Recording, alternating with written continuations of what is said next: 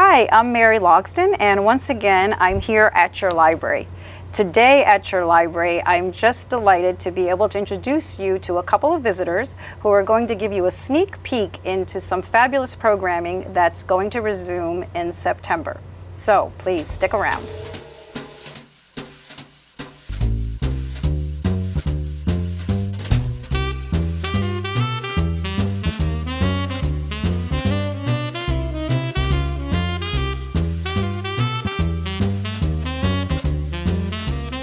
Well, as I said, I'm really excited that today at your library, I've been able to convince two community members to join me here. I have Lynette and Bonnie. Good morning. Good morning. I'm so glad you're here with me today because we're at the time of our annual promotions where we're gearing up for our fall programming at your library.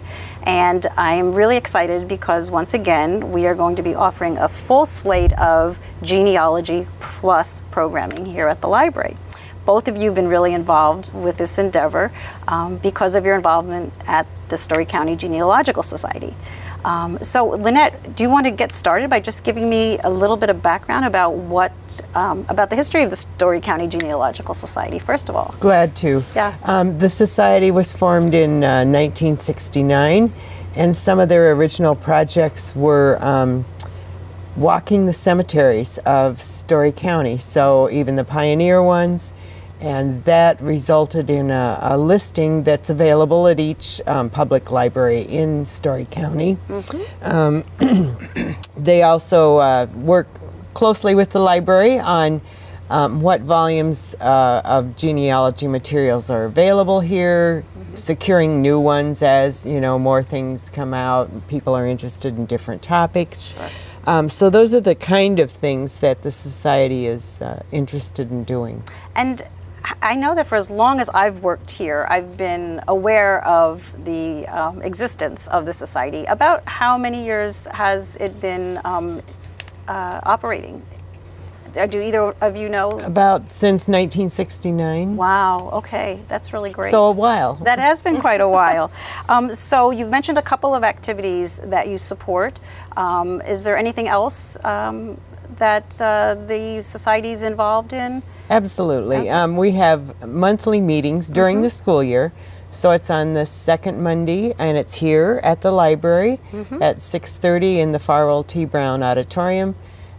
Open to everyone. So we publish, what are the top upcoming topics. So we invite anyone to come, and I will put in a plug for the dues to join are $10 a year for an individual, $15 for a family. So definitely affordable to join the society. Okay, all right. About how many people are active members of the Story County Genealogical About Society? 100. About 100 members. Right. Okay.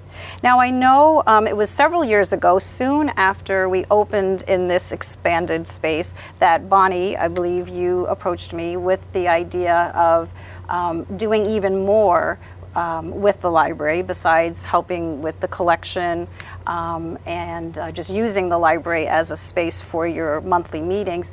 You came to me with some grand ideas about programming beyond that. So tell me a little bit about where Genealogy Plus came from. Well, a group of us decided, it was Mary Lohr and I and Nancy Long talked a great deal about wanting to expand our educational programming and offer some help with research and get it on the track of really good research systems and that sort of thing.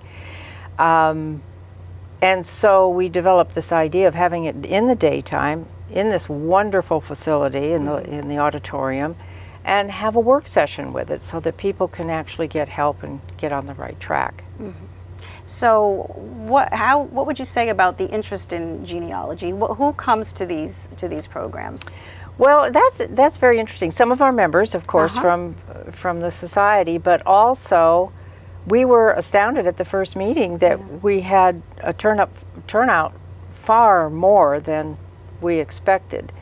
And the idea behind it was to give people more information on what researching really is about. It isn't just clicking on an online site. This became genealogy became a huge hobby and interest back in the 70s with Alex Haley's Roots Right. thing, and everybody got into it. That's when I got started, and that was before internet days. Sure.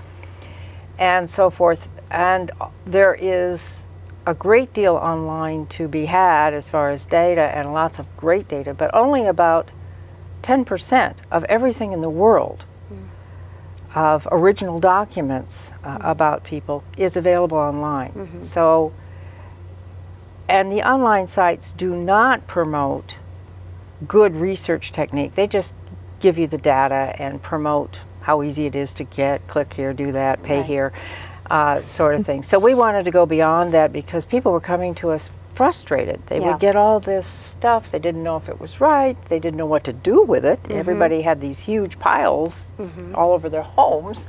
Yeah. And so we thought, okay, here's an opportunity to help people learn how to do research and have really good information and data on their families that has validity and they can be very proud of it, putting it together. So we've come a long way. And the kind of people that want to learn that and track down, Uncle Tom, who was in gold mining in California and so forth. So. Well, I know what's really been interesting from my point of view is to see how diverse your topics are. I mean, so you have developed a program schedule this year, just like last year, from September through May. So there are outside presenters. I mean, you really have done a great job of identifying experts in different fields within genealogy who've come to the library. And as you said, give about 1 hour of a presentation, a how-to demonstration about a particular topic or method of research, that sort of thing. And then, as you said, there is an extended work session. So tell me what happens like the second hour, because these sessions are from 10 till 12 on the third Yes. Wednesday of every month. The first hour is the presentation by our speaker. The second hour is a help session. And the library provides computers, or people can bring their own computers. And then some of the members are around to help people actually delve into the subject of the morning to find out more, whether it's census, whether it's land records or whatever, to find that information online and how to obtain it and so forth. And some people come with other questions, and that's fine too. So not everybody who's there for the presentation stays in the second hour, but we're finding more and more people do. So that was the whole idea, is that it needs more than just a presentation and then you go home and you think, well, how do I find that? Now what do I do? Now what do I do? That's why I was really excited from the point of view of partnering with you, because I think more and more people are coming to programs at the library who want to actually not just listen and learn, but then also do activities. And so this is a perfect kind of a partnership, because you're helping us by identifying the experts within the content areas, and then we are able to provide the laptops and the wireless access, etc., and then just the friendly assistance of people from the society who I know do stay around and help. Are there any particular presenters coming up in the beginning of the season that you want to highlight? I know we're starting with, is it Dennis Allen, who's been here before? So have both of you heard his? Well-known family researcher Okay. in Iowa, and also an expert on cemeteries and research, and has done a marvelous job with that around the state and outside the state. And he's going to talk about beginning genealogy, and that sounds like it's just very basic, but there's always new things coming up and new techniques and even new sites online, and news about how to access courthouses and things like that, because that's changing dramatically. So Dennis is a terrific speaker, and he will be here. He always has lots of handouts and materials for people, and he's one of our most popular speakers. So that's a great way to start, and that will be on September 21st. September 21st, 10 a.m. I also want to point out that later on in the fall, on November 16th, you've actually invited a speaker who is one of the speakers from the Humanities Iowa Speakers Bureau. And what is her topic going to be? The Great Depression years in Iowa, specifically in Iowa, although anything that happened in Iowa, of course, pertains to other states. But there are tremendous, we have background things and historical things to give people an idea of where their ancestors lived and how they lived and what impacted their lives and what records there would be.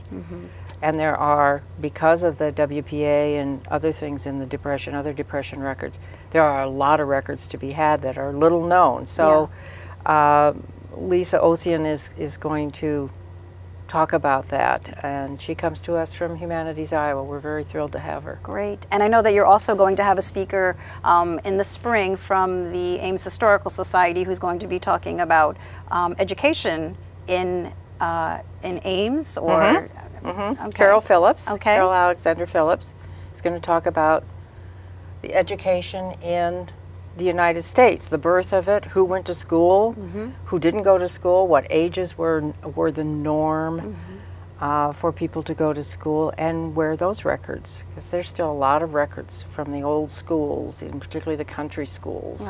Right here in Iowa, we have some great examples of that. Well, these were just 3 examples of a series that has 9 different presentations. So I'm hoping that our viewers will really be curious to find out more and come to the first session in September. Also, we will have a brochure, as we did last year, that has the whole year's schedule at folks' fingertips. That'll be available fairly soon. And of course, details about Genealogy Plus will also be within our monthly calendars. Just to review, when does it meet again, Lynette? The series is, I think, the 3rd Wednesday of every month. Right. And Starts at 10 o'clock in the auditorium here. Okay. Goes till, well, the speakers is on until 11, and then the help session until noon. Okay. And I also want to mention that we're sitting here today in an area just in front of the genealogy reference collection that we have here at the library. And I'd like to acknowledge that the purchases that we've made for decades have been purchased with donations from the Story County Genealogical Society, partnering with the Ames Public Library to develop the collection. So we have print resources, of course, for folks here in the library. You've mentioned some online resources, and the library does subscribe to both Heritage Quest and Ancestry Library Edition. And I know that in the past, during a couple of your series, you've done some tutorials and presentations on using those online resources. So again, we're just so fortunate that you bring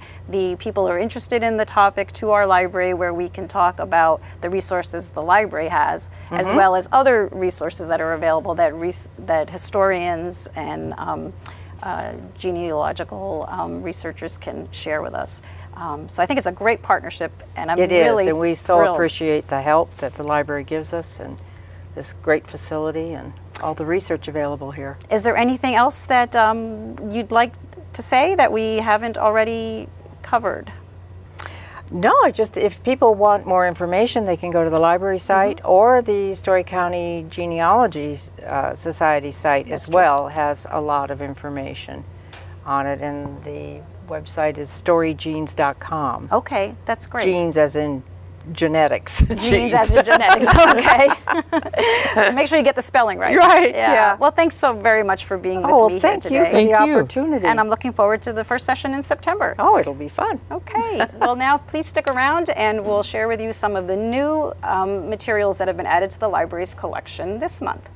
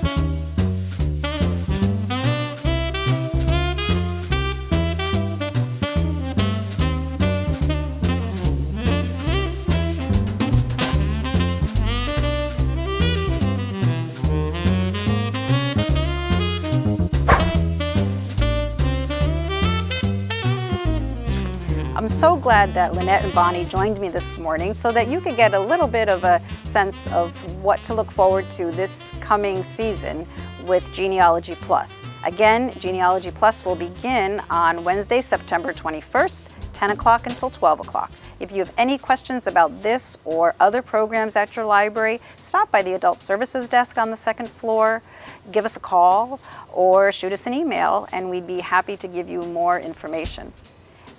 Details about all of our programming, of course, will be published in our monthly newsletter, Page 1, which you can pick up in a print format or you can have delivered to your email monthly. Feel free to also frequently check out our Facebook page where we feature all kinds of activities and fun information about the library and the book world in general. Follow us on Facebook because there's really a lot going on there these days too. I'd like you to also be aware that the library is participating with Iowa State University to bring 3 fabulous authors to Ames this fall. Cheryl Strayed, Gloria Steinem, and Margaret Atwood, all 3 are going to be visiting the Ames community as a part of the Iowa State University lecture series, and the Ames Public Library Friends Foundation is contributing to their trips to Ames, and we are really excited here at the library that we'll be able to offer a lot of additional copies of their books, as well as some complimentary programs that you're not going to want to miss. So please do keep track of what's happening at your library, and if you have any questions, stop by and ask, and we'd be happy to give you more information. Once again, this is Mary Logston at your library.